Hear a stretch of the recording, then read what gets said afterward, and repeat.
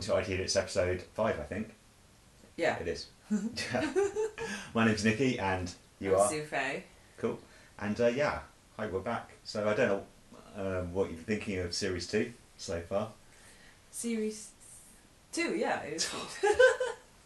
Well, yeah, it's 5th episode long. Hopefully the sound might get a bit better. Yeah, we've got a bit of an issue with the podcast being low res, but that's because we lost our sponsor and we're using Blip. And if you want to see better quality, then you can go to YouTube. Cool. Anyway, so anything exciting to talk about, or should we just delve straight in? Delve straight in. Delve straight in. Yeah, we spent a reasonable amount of time today doing a bit of preparation for this one, so that's why we might try and just cut to the chase and get to it. Plus, there's no point in inflating this episode more, because what we're going to show you is cool, and it might last 10 minutes, but it's going to be a good 10 minutes. So, how do I start off with this? Putty Cat's coming. Let's start off with this. So, Windows 8, is some of you guys might be playing with. It's freely available, not freely available, but it's available for TechNet subscribers and MCN, the final version on that. And Server 2012 is closely linked with Windows 8. I think they share the same kernel even, just like 2008 R2 and Windows 7. Now, I thought that Server 2012 was actually out on release. It's not. It's release candidate at the moment still.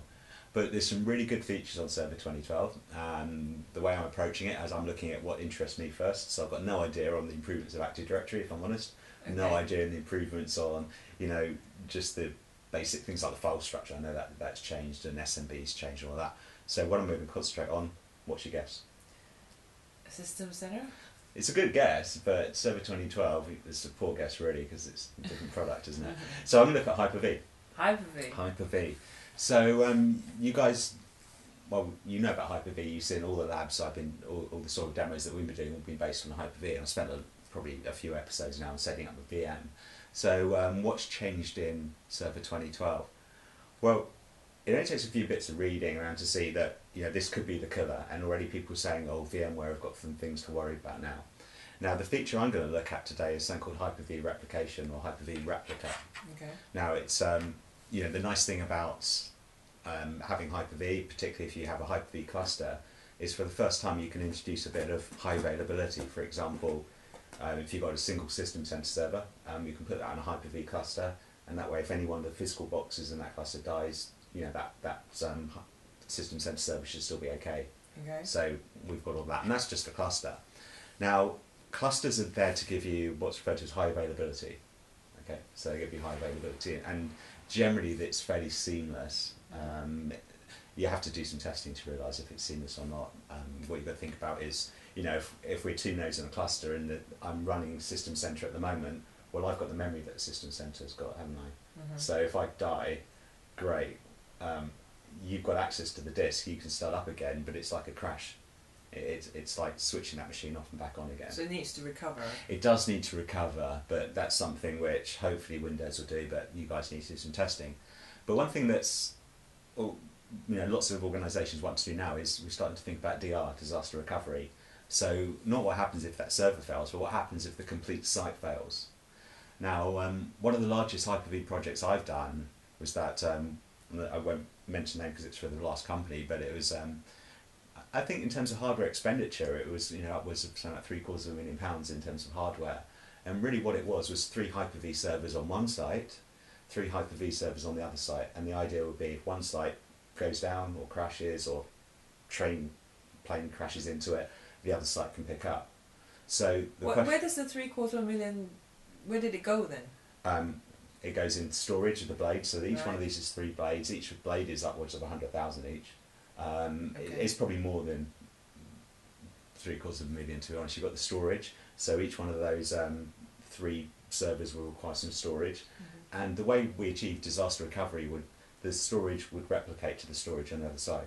Okay. So for DR, for an organisation, typically what they would have is multiple nodes in a cluster, and that's all of those VMs are living on shared storage.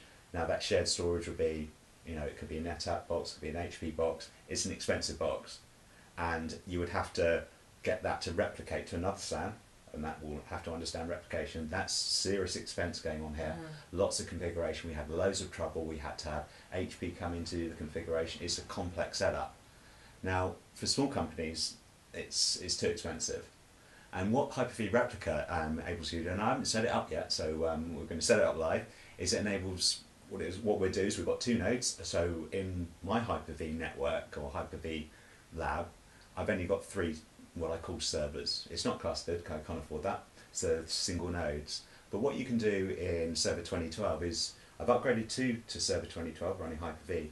What we should be able to do, from my reading anyway, is if we put a virtual machine on one of them, we can get it to replicate to the other machine automatically. Okay. So already I'm seeing some advantages here. I haven't got a SAN, don't need to worry about SAN-based replication. What's doing the replication? The OS. You know, so Windows 22, this is built into the operating system. So is that machine level that it's replicating? Absolutely. Okay. So you don't have to worry about the underlying infrastructure. This could be over an IP network. It could be over absolutely anything. And the one that's replicated, I presume it's passive? Yep, okay. It's passive until... Now, this is a DR solution. It's not a high availability solution. So in this situation, let's say I'm one site, you're one site. I'm replicating across to you. And then, for whatever reason, my site goes down. Someone would have to fail that over. So someone would need to start your virtual machine up.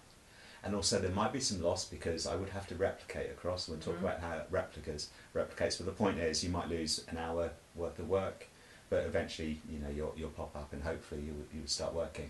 But in a disaster scenario, that isn't That's too bad. Well yeah. acceptable. Yeah. Yeah, very acceptable. The alternative would be backup restore, that kind of thing. That would be forever. Well, so I don't know how many. So the thing about the infrastructure we need for this could be a single server with direct attached storage on one side, a single server on the other side, direct attached storage. Don't need to worry about the networks, don't have to worry about SAN, don't have to worry about anything else. As long as there's some connectivity between them, you know, we can get this thing working. Okay. So, are you excited? I'm excited. Right, so let's have a look at it. I've upgraded a couple of machines to Server 2012, and that's the start of Server 2012. I've just remoted Beautiful. onto...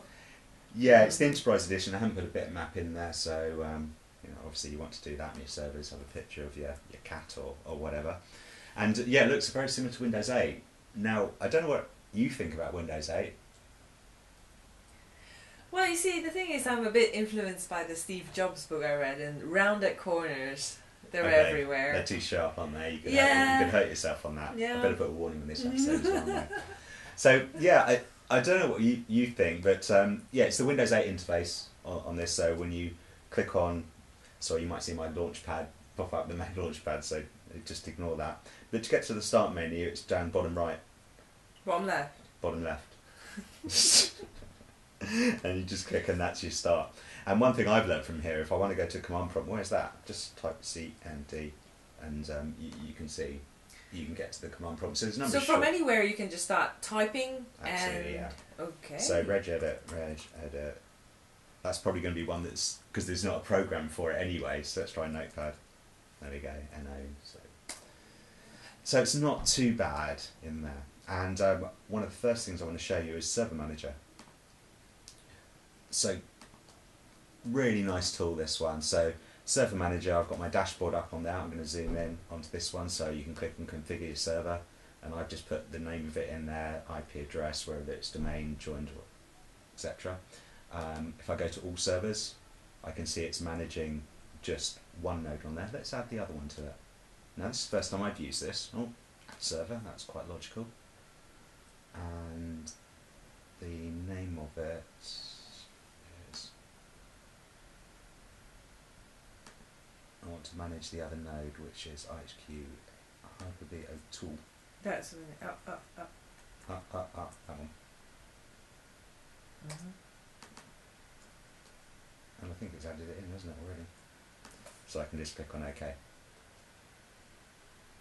So see number 2 in there, and let's say I want to do some management on that, just go up to Tools and HyperV Manager. So looking at HyperV Manager, I've focused on that tool. So you can see it's really kind of nice what they've done. I don't need to keep on flicking to other servers. So the plan is, here's one node. Let's go to the other server, which is IHQ v-all tool. Now I've got some running on well, there's some on there you can see. I'm not going to use those, and what I'm going to say is number 3, I'm going to install a Windows server on that and we get that replicating across to the other one. But before we do that, let's have a look at some of the settings on Hyper-V. So if we click Hyper-V Settings, I've got live migration in here. So I've got enable incoming and outgoing live migration to this. Now I actually ticked that earlier, shouldn't have done that really. So I ticked that all over, ticked that earlier, and we can see how you're going to authenticate between the nodes. Don't know much about that, apart from, so Kerberos is more secure, so therefore the other one's probably easier. So I've gone on to that. The simultaneous live migrations, into two, I've got that. And for live migrations, when you're flicking over between let's say your main headquarters and a DR site, it probably isn't on the same VLAN. It might be on the same IP on a different IP subnet, so you can give it an alternate IP address when it's failed over. Right. So I thought of everything. That's pretty cool. So I'm going to leave that as is. Let's just go to replication configuration. So let's enable this computer to add as a replica server. Again, don't really know much about here. Authentication. Yeah, let's use Kerberos. Well, because HTTP is simpler than HTTPS. Yeah. and the bottom it says allow replication from any server. So let's allow replication from any server. What server is this I'm on? This is number 3, isn't it? So I actually want to go from 3 to 2. So I don't really care about this one. But what I could do is say we're going to store incoming replicas on... Can I create a folder here? Go for that. So let's just say in VMs. Incoming VMs, let's just call it that. Okay, so it all looks quite straightforward at the moment, doesn't it? Let's pop to number 2 and let's do the same with settings on that. So, do you know what sort of permissions you need before you can connect to... Lots of them. Okay. In terms of what? I'm a local administrator on both nodes. Okay. What are you talking about in terms for the replication side of things? No, well, just the connection side of things first, and then... I think you can delegate permissions just to HyperV, but I'm just because it's my first time I looked at it, I'm just a domain admin everywhere. So this is where it's going to. So let's just pop to live migration, enable live migration on that one. More secure requires control, not doing that. Incoming live migration, use any available network, and let's pop to replication configuration. So we're enabling this one, we're using Kerberos, and we are allowing replication from any authenticated server, and we'll browse and we'll say that's going to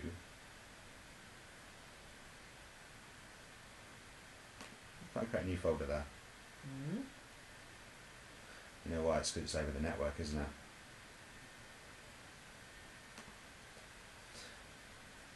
No, I'm a little bit stuck. Was that a shared drive? Do a local one then. Removable disk. I want to keep it tidy. I'm going to remote into the other one just to do this. So I've logged on to, I want to go to number 2, don't I? Is that correct? Yeah. Yes.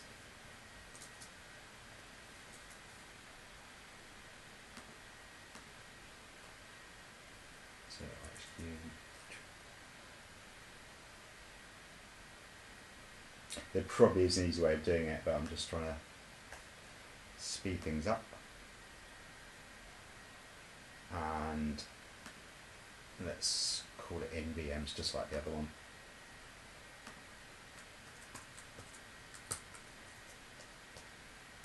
Okay, and then I can log off this. It took me a while to realise how you log off this thing. How? Go up to the administrator. Oh, Oh, you sign out now, you don't log off. That's not good.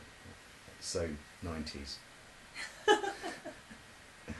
Right, so hopefully if I go to D on here, we should be able to see that. Yeah, here we go. Oh, it changes everything to lowercase. Interesting. There's that. So that's okay on that. Traffic to be allowed on the firewall. Now, I've disabled the firewall, so I don't care about that.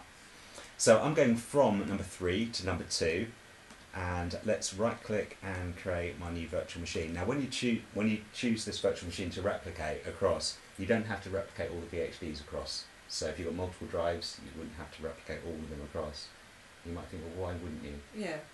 I'll leave you to think about that. Because your data's been backed up separately, or? It could be. Let me just create a new virtual machine. Click on next, and let's call this test VM. Test VM. So I'm going to store it on my local machine. Let's give it 4 gig. Actually, let's give it 2 gig. Let's click on next, and let's say it is connected. Now on here, I'm going to create a virtual hard disk. Now remember we said we can pick and choose what we're replicating in terms of virtual hard disk. Can you think of any data I wouldn't want to replicate across to that other node? Maybe logs? Could be. Closer. Getting warmer. What's changing quite a lot? Page file. Right. So the page file, there's no reason for me to replicate the page file across to the second node. So what about if we create 2 disks? We put the page file on one of those other disks and we choose not to replicate that. Doesn't seem like a bad idea, does it? Huh? Yeah. Well done, Nikki. I don't know. I don't like it because it's not foolproof. You could get administrators thinking, oh, I'll just replicate C, and there was a data D, and then a page file E, and then they think, oh, I'm covered. Disaster strikes. What, when you want them to replicate the whole lot? Yeah, well, in terms of safety, if I owned a company, I would rather them it's never going to happen. Replicate the whole thing than replicate not enough. But you can see the point in page file. If you've got a large server, you're constantly writing to it, that's going to be replicating across there. So I think if you've got any degree of intelligence, common sense. It's common sense. That's really what IT is about. Especially now, you probably need larger and larger page files because of the resource requirements for these newfangled servers. Right, so I'm going to click on next on that and click on finish. Now, before I fire that up, let's add that second disk. Ready? And if we go down to SCSI controllers, let's just click on add. And we're creating a disk. Oh, new type of PHD file, PHDX file, which you can now store on a share. This format is not supported. Oh, I might have to do that for replication. This format. I'm trying to read it. Can't be. So fixed size, dynamic expanding and differencing. We've kind of touched on that before. So next is the one, and we'll call this page file. Click on next. Yeah. Again, because it's dynamically expanding, I don't really care. Finish. So we just build this up. Now hopefully, I'm really hoping that when I fire this up, it will connect to the Pixie server.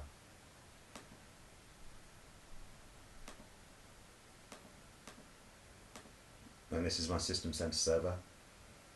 And hopefully it will deploy an OS into it. But it ain't looking good at the moment.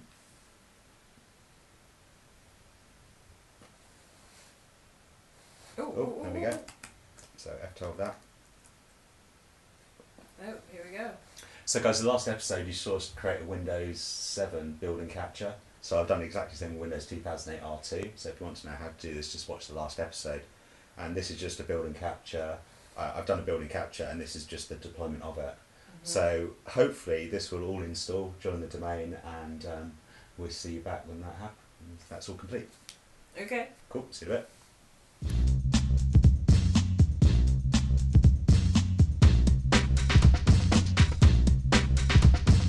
The world's greatest music company. The world's greatest music company.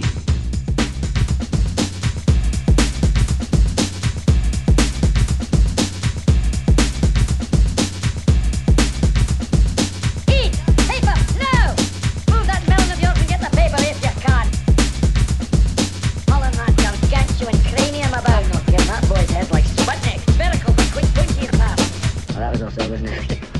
cried himself to sleep tonight on his huge pillow. Okay, so that was quick install. Good that, eh? Yes. Not bad. Very Right, handy. so let's log on to this thing and, oh look, it's joined a domain. You might say, why am I putting an IHQ lab in there? And why are you spelling it all wrong? To give you something to do. And spell check, is it? Still wrong. Still wrong. I know, I felt my finger press both keys. Suspense is what this is about. You better not cut this bit out. I won't. You could do though. See, username and password is incorrect. Right, I'm going to screen zoom.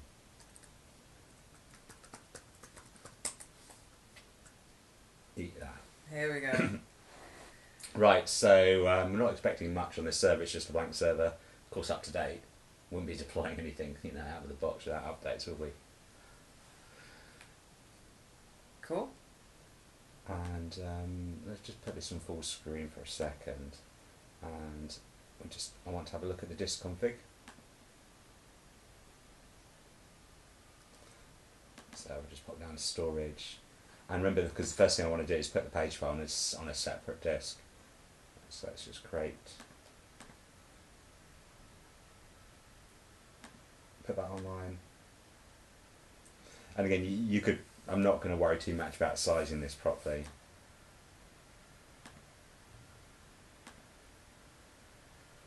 And I'll just create new simple volume. Happy with all of that, yeah, happy with all of that. And I'll call it page file. And we'll do a quick format. Right, now can you remember how to change the page file on these things? Isn't it somewhere in the environment? It's advanced in here, isn't it, I think? God, I have no idea how to do it on server 2012. Yeah. Just type page file, I reckon. I suppose it could be. Right, so it's advanced performance, user profile, startup. Where is it? Performance. Settings. There we go. Okay, so virtual memory, so let's just click on change that. And it is going to require a reboot. So tell me how to do anything automatic. Let's say automatic on... Oh, can you not set it on one drive? So I'm going to say no paging file on C. And we will have a... So you're going to give it all... Okay.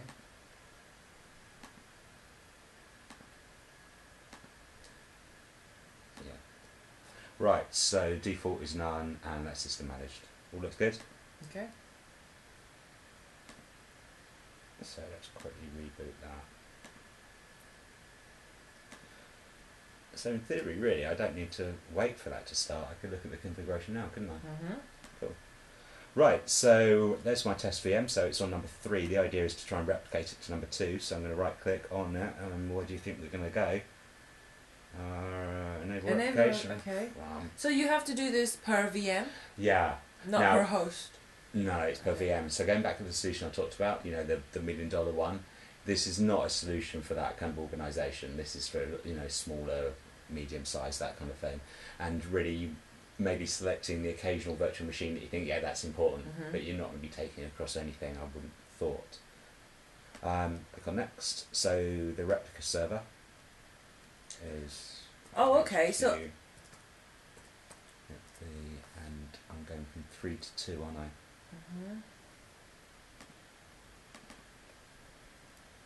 Click on next.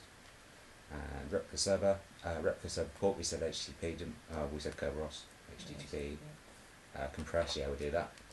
And these are the disk files we're going to go across, and I'm going to say we don't need to take that one across. Just click on next.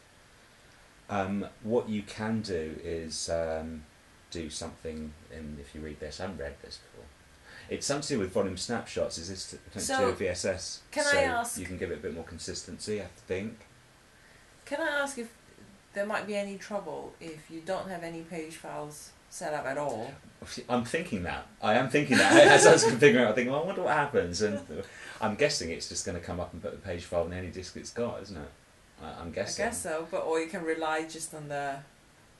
Who knows? Let's find out. So actually, after reading that, this is the number of replica points you've got. So the last 4 recovery points are only the latest one. So Okay. it's like you can snapshot back, say only the latest one. How are we going to get the initial copy across? I'm going to say over the network, but of course what you could do is courier it across or get it across some other way. I mean, it might be on the other side of the world, and it might be, you know, more than Oh, I 11, see what you more than mean. 11 gigabytes. So schedule initial replication. We'll start doing that straight away. Click on finish. Okay, so you could install and restore all the servers manually. So replica and virtual machines were successfully created. The network adapters, virtual machines are now connected. You can manually configure the network adapter settings. Replica are not connected. Okay, so it looks like it's another task that we need to do on Failover. Is Okay. connect that all up. You click on settings. Honestly. Right, so this is settings for the test VM on number 2. So this looks like this is the destination, isn't it? Yep. It'd be interesting to have a look at the hard disk. I suppose in a way we could add a hard disk to that, couldn't we? Onto there. If I go to network, let's stick that on the network as well. I suppose that will help speed it across. In theory. In theory.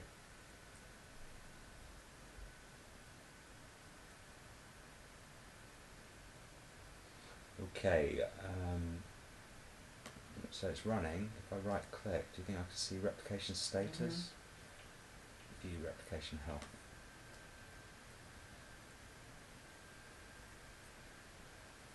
Normal. Average size. Last size of data to be replicated. Last synchronization hasn't started yet, has it? No. So maybe we ought to leave it there and hope for some kind of to kick it off. Anyway, let's have a look at some of the other tabs we've got underneath here, because it looks like we've got a replication tab here, haven't we? It says Ross. now. Oh, snapshots. Okay. Is there anything else I could do on this? Replication. Cancel, view replication. It's giving me the option It's to doing pause it, it. I think. That's why it's. Okay, let's leave there for that. Okay.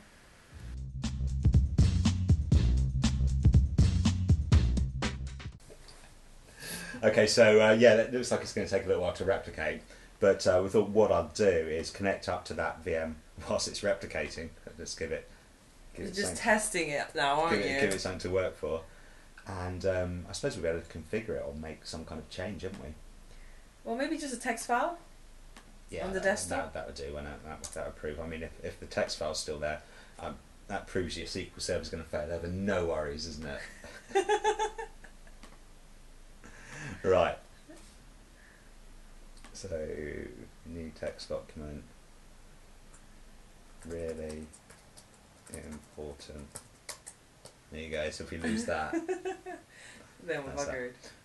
right. So I won't bother adding roles because I think you guys get the idea. Let's have a look at the replication, how it's doing now. And oops, don't really want to rename the thing or do anything like that. So let's just go to replication, reapplication, refresh. Oh. Oh, big jump. Okay. Yeah. So maybe creating text documents speeds it up. So you learn something from watching our podcast. I really don't think so.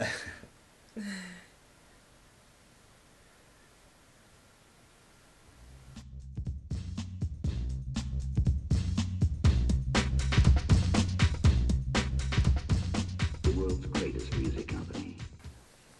So it's looking like it's done the initial replication anyway. Average latency more than 5 minutes. Maybe that will. Let's refresh. Average size, maximum size. For the past 12 minutes, let's reset statistics. And let's see over the next 5 minutes what that's like, because I think that's the initial replica, so I don't trust. Well, no, there was 2 out of 2, so it's just done 2 replicas early on before you reset. It says successful replication cycles 2 out of 2. Oh yeah, So last synchronization less than 5 minutes ago. So if we go and check whether that file. Well, the thing is, I would have to, well, it's interesting. I don't know. So we're going to 3. That's the source, isn't it? Yeah. Let's have a look at number 2, and let's see if we've got anything on here. Oh, test VM right on top. Okay, let's just make this bigger. So there's test VM, and the state is off. Be interesting to have a look at replication, and let's have a look at. Oh, so it knows it's. Well, we've got a test failover and a failover in there. A test failover meaning you just take the other one down and bring this one up. God knows. God knows. So it looks like this. So yeah, see 2 out of 2 successful replication cycles. Right. So I think the only thing we can possibly do is right click and do test failover, isn't it? And see what happens, or we could just say we don't need to test it. Well, we want to see. Yeah, whether... let's see what test failover does. Okay, so test failover. You can create a separate virtual machine to verify the recovery point is able to start successfully, and that the virtual machine uses the recovery point to create the virtual machine. So we said always keep the last recovery point, didn't we? So we've only got the one, which is at 2022. God, is that late already? And let's do a test failover. Oh, I'm excited. So there's test VM test in there. Let's start this thing up. So these are the manual steps you mentioned earlier. You actually. Well, this is a test failover. Now, one thing I'm slightly worried about, but it's good for you guys to see, is this going to be on the network? It's not connected, because otherwise I thought there'd be a name conflict, wouldn't there? Because so, the other one isn't. Yeah. down. So you can see what it's done. This test failover is quite good. You've got that one still going, and I imagine if we look at the replication health on this is still replicating. So we can. That test is independent. Oh, okay. So maybe we should have just done a failover. Could have done, but let's have a look at this now. Well, you're going to get the conflict now. No, because it's not going to be connected to the network, is it? Oh, that's right. Oh. And we also can find out what happened about the whole paging file thing. So it might just come up and say, oh, what's going on with the paging file? Sort itself out and reboot. Yeah. So I might see a couple of reboots in this.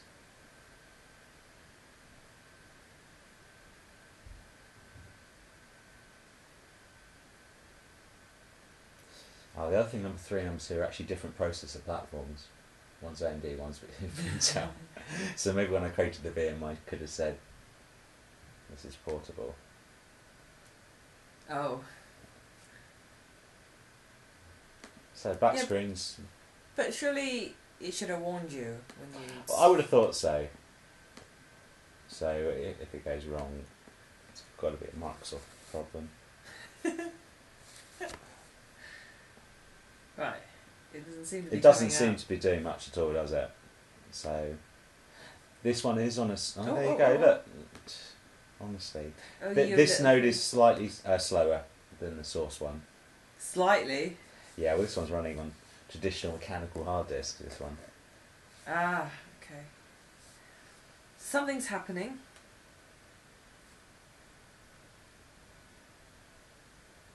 That test photo was quite good, though, isn't it? Mm-hmm. Because it's left the whole replication thing. I'm kind of glad we did that. We could deem this test to be a success and just start the failover. It's just. I'm almost thinking that's got to be the right thing to do. Well, let's just see what the desktop shows on this one. All right, can we going to control what to be? Let's just do this. Now, I don't know if it's going to remember my cache credentials, because obviously it's not on the network. It should do. For you. So, this is either going to be a day wasted or a remarkable success. Moment of truth. Oh my word. Awesome. So you must restart before restarting. Could be to do with the paging file. I'm going to say restart later. Oh yeah, Windows here we go. Create a temporary paging file for your computer. I'm happy with that. Because Yeah. it saves a lot of replication, doesn't it? Yeah. Not too bad. So it looks like it might need a little config in there. But I'm going to click on OK. And we can declare that a remarkable success, can't we? Remarkable. Remarkable.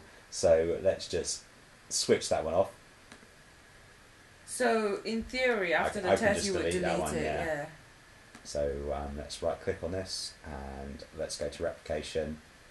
Let's view replication health. Oh, there was a test failover, so I think it might actually delete it for okay. you.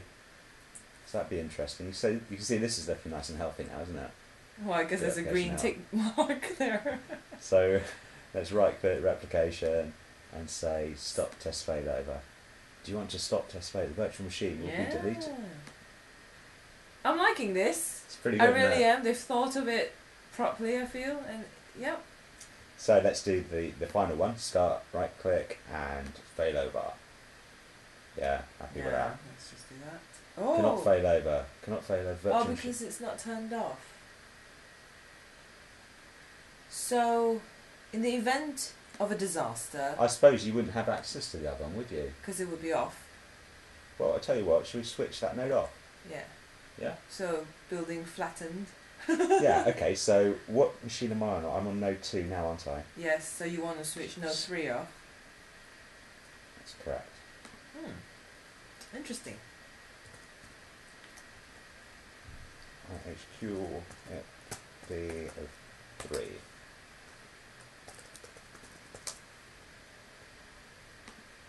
What do you mean access denied? What? Oh, the security! I tell you. Oh man. I'll tell you what I do. I got in by Windows, didn't I? From the Mac. I'm going to 3, am I? Yes, you're going 3 to turn that off. Is this 3 I'm on now? Oh, it's so confusing. This is.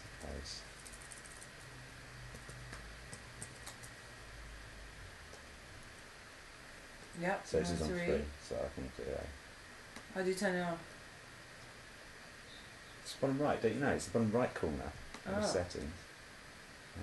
Power. Shut down. Jeez, it's gonna take a little getting used to. It will, yeah. So Okay. that's all down now. So Right. let's go to number 2, which is the destination, isn't it? IHQ. It's another nice background, isn't it? Mountain line.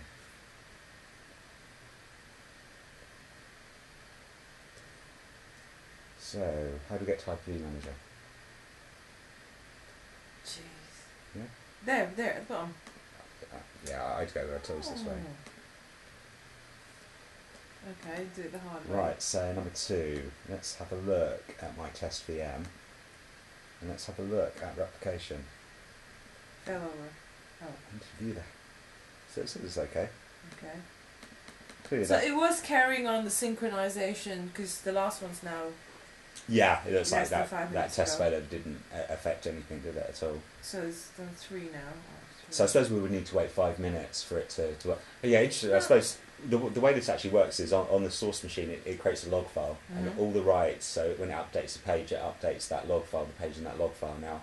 So if a page gets updated multiple times, the same page in that log file gets updated multiple times. Basically, the end result, and I haven't explained this at all well, is at the end of 5 minutes, we only care about the end result on that page. I don't care if it's gone through 5, 6, 7 iterations. It's the end result. So it's all kind of clever. But you can't specify the frequency and the timing. Doesn't seem like it anyway. I read through TechNet. It doesn't seem like you can at the moment. I might be wrong on this. There might be some group policy settings on that. But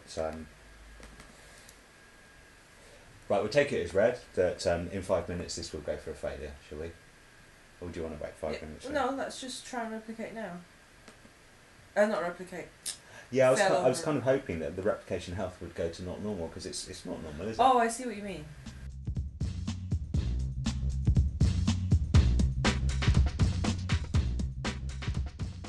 Okay, so it looks like we've got a problem. I wonder what that problem is. So we've waited actually several minutes for this to happen. Yeah, it was an instant. So yeah, you can see the clock there. So just have a look at when the clock jumped, and that's how long it took. So that's your text message. It's looking good. Errors encountered not. Successful replication cycles 3 out of 4. So it missed a replication cycle, and we're now in a warning state. So that was our 5 minutes we warned. Now apparently it can go up to. I think 25. yeah, so it'd be up to half an hour, so another 25 minutes, and that would be in a failed state. But again, at no time would it instigate failover itself. That's not what DL's about. It'd be very easy for you to write a script to do this. You know, PowerShell script. You could use Orchestrator. But again, you need to think about what you're trying to do. Is it DR? Okay, don't start it. Oh yeah, replication. So we better fade over, haven't we? Yeah. Whatever. Hmm. So I suppose what we could do next is use Virtual Machine Manager to replicate one of my real VMs, because I've got all my important VMs on the 2008 box, because just in case this all fails. And you can see all the clients are on here as well. So it's fading over, and it's starting. Ooh. And we kind of know what the end result of this really is, don't we? Because we did a test failover. Theoretically, yes. Network boot. I'm just pressing escape just to bypass that. Okay. So you can expect, you know why this happens, it replicates Because across we when the machine was turned on. off. Yeah. And of course it wouldn't be able to replicate the memory. If you want to do that, you would have to live migrate in a cluster. Okay. But that's high availability, this is all DR. So what about the network for this? It would have. It asked me for the network, didn't it? Did it? Yeah, it asked me what I want the network to be on, and I think I set that up. What earlier? Yeah. Yeah. Yes. Yeah, so that's Yeah, all it's connected. still there. Yeah.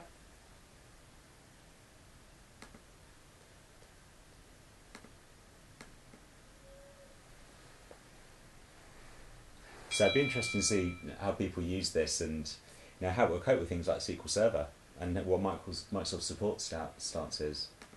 Right. It'd be really interesting to see. Maybe it'd be replicated separately.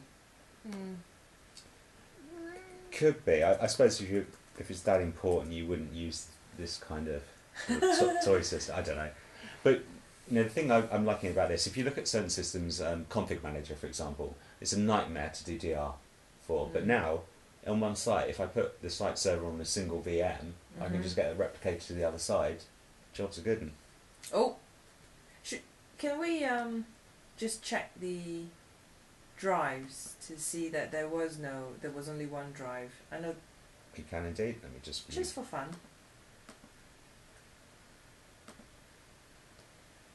But remember, what I could have done here is I could have added. Do you remember? I could have gone to the destination and added another disk for it locally.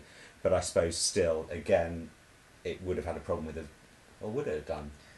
Don't know if it not It wouldn't have formatted it, would it? I would have had to set it all I up. imagine. I reckon I could automate that. You could automate that, couldn't you? That paging file thing. It might be a read, but you could automate it. Maybe perhaps. it's a set up once type thing, and then. So okay, so see. So where am I going on this? Well, that's it. That's The fact that E wasn't there. Yeah, I've only got my C drive, and I've got that's just Yeah. a map drive from before. So Was the important file there on the desktop? I don't know. Yeah, It was the indeed. really important file. Right, pretty good. I'm impressed. Yeah, HyperV. I love So it. some of the other things I want to do next is the VHD files can be stored in a file share. I can't think of good reasons for that at the moment, but it's something else we want to try. If you've got a decent file, it's almost like shared storage, maybe potentially. Can't see how that's going to pan out. Maybe good for testing, perhaps. So, but then maybe if you do that, then maybe replication can be at the storage layer. It could be at that point, but then if you've got replication at the storage layer, you've got loads of money, and this isn't for you. But the other thing you can do in this, if you've got a cluster itself, you've got high availability in that. It is supported to replicate, from a VM from that cluster to a DR site, so you can do lots of cool things like that. You can do cluster to cluster, cluster to single node to cluster, etc. So yeah, it's all looking pretty good. And did I'm you happy. say you thought this was going to be a VMware killer? Well, I don't know, because the honest truth is I don't deal a lot with VMware, and I don't pretend to know. I don't pretend I'm an expert at VMware, but what I do know is feature by feature they are sort of marrying up quite a lot. And certainly from a customer requirements point of view, I've talked to lots of VMware customers and talk about HyperV and their requirements, and they're quite happy to move to HyperV now. I'm finding lots Yes, and lots because of in the people are really beginning happy, yeah. it was really lacking, but now you struggle to find a reason how Hyper-V is not, Yeah, I mean, it's amazing what we just did in the last hour. Well, if you take the status bars out, we've done maybe 40 minutes worth of work, haven't we? To get this full DR thing working. It's pretty cool. Right, shall we have a Saturday night now? Right, till next time. See ya. Bye!